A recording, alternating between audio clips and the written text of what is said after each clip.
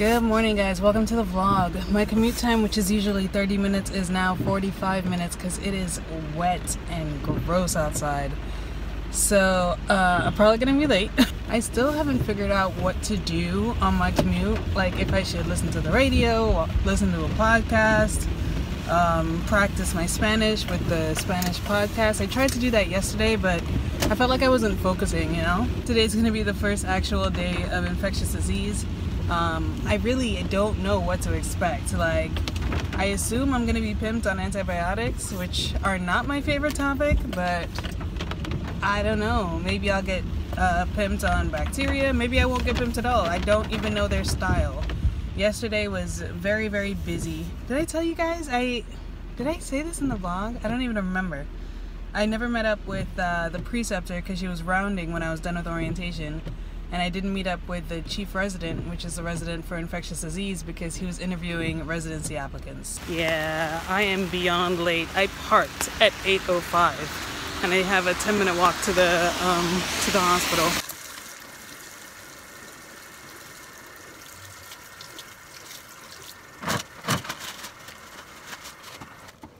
Guys, I'm having the best time. I'm so sorry you're sitting on a bathroom sink, but like, I feel like I forgot how much I love the hospital. My teacher, my resident, great. I'll tell you all about it. Heading home. Today was a lot more action. Literally zero downtime. Okay, so the day started at 8 a.m. I was late. I rolled up into lecture like 8:20. It was the most boring lecture. There's abdominal pain, diarrhea, and bloody stools. Some patients can even have like a virulent amoebic colitis.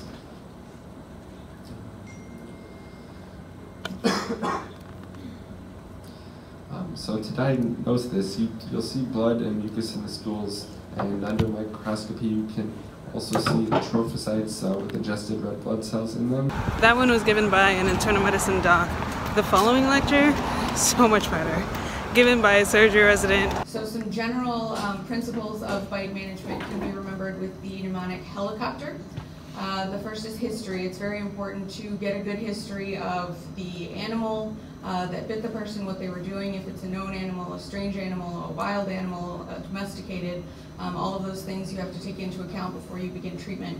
It was an M&M rather than like an educational lecture on a certain topic. And then we rounded. If you guys have seen any of my previous vlogs from my course, I love rounding. I love it. I love getting my patient list.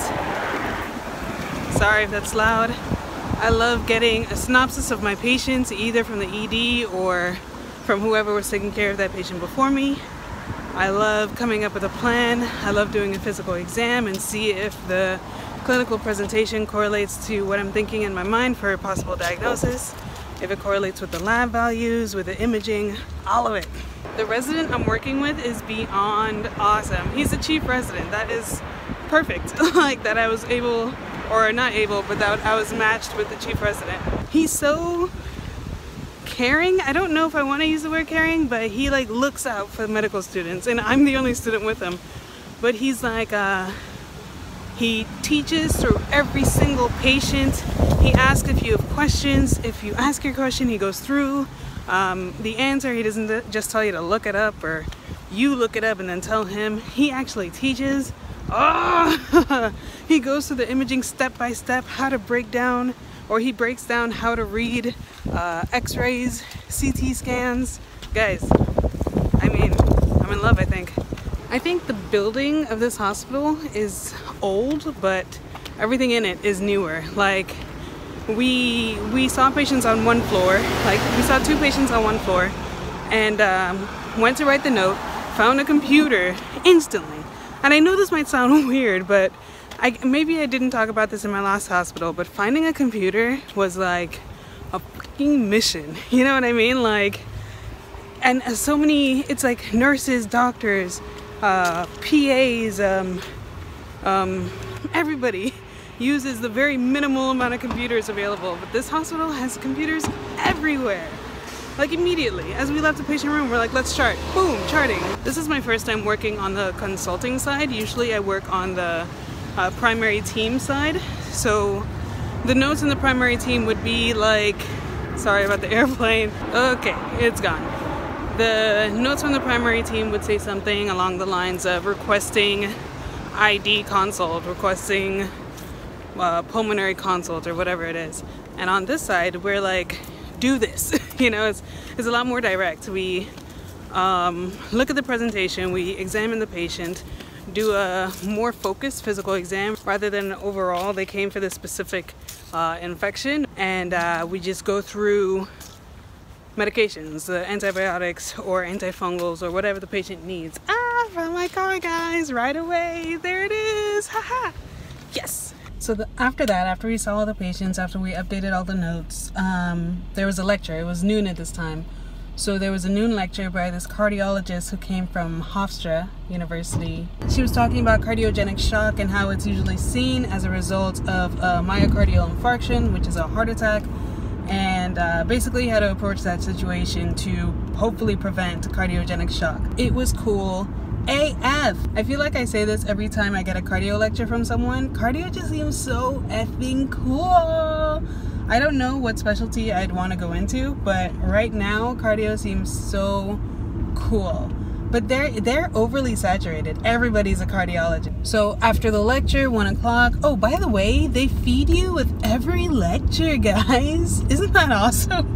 With breakfast and lunch. Anyway, after the lecture, the attending came into the hospital. He came from his private practice, and we like table rounded for a bit. We went through the patients just based off their charts and you know, labs, cultures, imaging, previous notes from other specialties, etc. You did that all around a table. That's why it's called table rounding. You go through all the patients, and then we rounded in person to each patient room. We only had 6 patients for infectious disease because, again, we're not primary care, we're just consulting. So your patient load is probably going to be less than a primary care patient load. We had 2 patients in the ICU, one with septic embolism. He has MRSA everywhere. MRSA stands for methicillin resistant Staphylococcus aureus infection. So that's bad. The methicillin resistant part makes it bad because it's resistant to certain medications, and it's all over. And they think it's from a septic emboli. That part was a little confusing because he also has pneumonia, or they think they have pneumonia, so I'm not really sure. I'm not really sure what the initial injury was. There's a bus blocking the hall. Look at this guy. This bus is just here, like in the middle of the intersection. Everybody is so upset. Anyway, MRSA was found in every single one of his cultures. Urine culture, sputum culture, blood culture, literally everywhere. We're putting him on daptomycin, which is a treatment for Staphylococcus aureus, whether it's methicillin sensitive or resistant. There's another guy with pneumonia, a lady with pneumonia, another lady with pneumonia. They're either community acquired or hospital acquired, depending on how frequently they were just admitted to the hospital. There's an ambulance behind me. There's a lot happening on the road today, huh?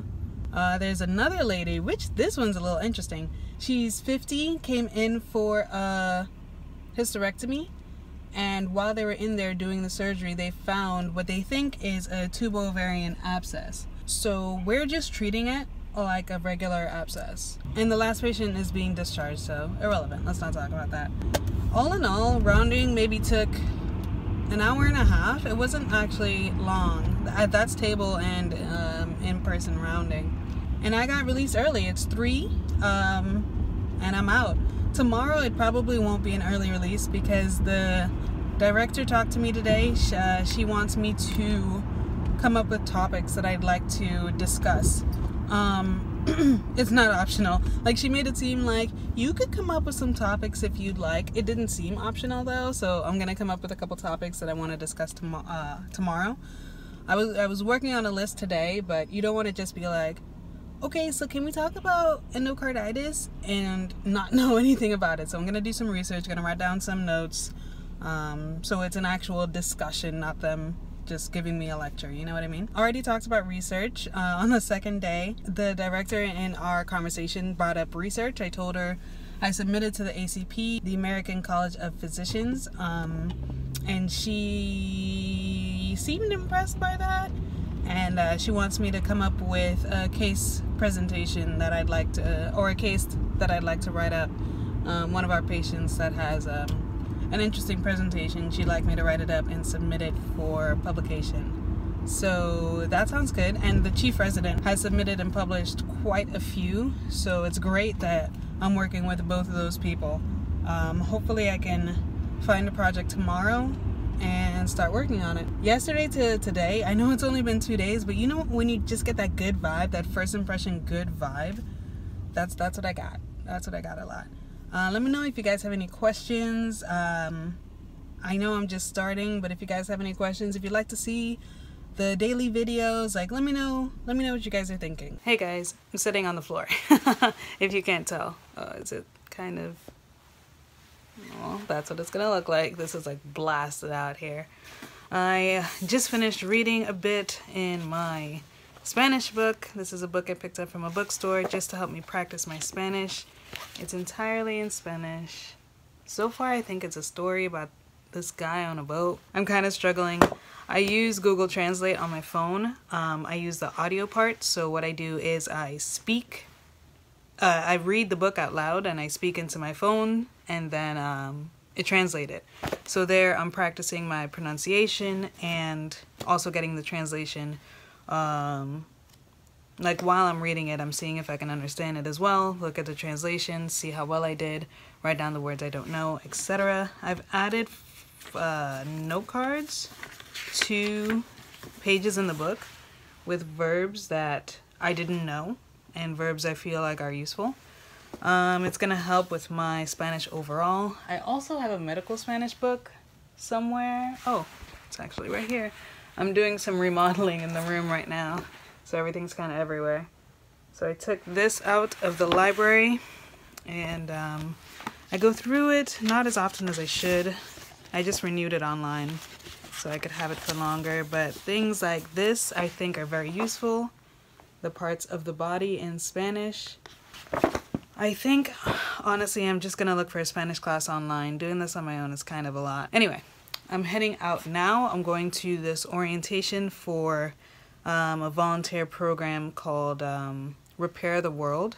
It's I volunteer now, but it's like not really medically focused, and Repair the World is medically focused, so I am transitioning from one volunteering to another. So in a random change of events, I tried to find the building or the office or whatever. I spent 15 minutes walking up and down Nostrand Avenue and I couldn't find it. So I came back home. It was the most bizarre thing. Like the address is like 80 Nostrand or 88 Nostrand, and I saw 40 and 60 and I kept walking. There was nothing. And then the next address was 128 and I'm like, what? So I don't know. I'll email them tomorrow and see if I can do another orientation and try to find the building again. I don't even know. I don't know. Whatever. I'm over it. I'm tired. It feels like I just went on a wild goose chase for no reason. Anyway, guys, I'm going to end the vlog here. I'm going to edit it right now so I can put it up. And I'll see you guys tomorrow. Bye!